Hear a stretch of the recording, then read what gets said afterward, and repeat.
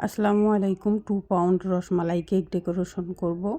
2 pound এটা heart শেপের মধ্যে ছিল। এটা কোনো কাস্টমাইজ করা ছিল না। যে ভাইয়াটা অর্ডার করেছে উনি এর আগেও হচ্ছে রসমালাই কেক আরও ২ টা নিয়েছে। ২ টাই হচ্ছে 2 পাউন্ডের মধ্যে নিয়েছিল। তবে ওই ২ টার ডিজাইন হচ্ছে অন্য টাইপের ছিল।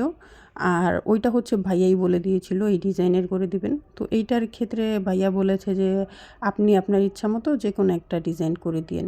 তো আমি হচ্ছে এইটা করেছি। পিকচার আপলোড করার পর এক আপু বলেছিলেন কালারটা কিভাবে এনেছি। এইটা খুবই সহজ। আপনারা হালকা ইয়েলো কালার অ্যাড করলেই এই কালারটা চলে আসবে। তো এটা ডেকোরেশন করার জন্য আনার, তারপর হচ্ছে পেস্তা বাদাম নিয়েছি। আর রসমালাই হচ্ছে আমি নিয়েছি। এখানে অল্প কিছু রসমালাই হলেই হয়ে যাবে। শুধুমাত্র ডেকোরেশনের জন্য এটা আমি আলাদা তুলে রেখেছিলাম। বাকিগুলো হচ্ছে ফ্রস্টিংয়ের সময় ভিতরে দিয়েছি। আর এখানে হচ্ছে কিছু আমি গোল্ডেন কালার সুগার বল নিয়েছি।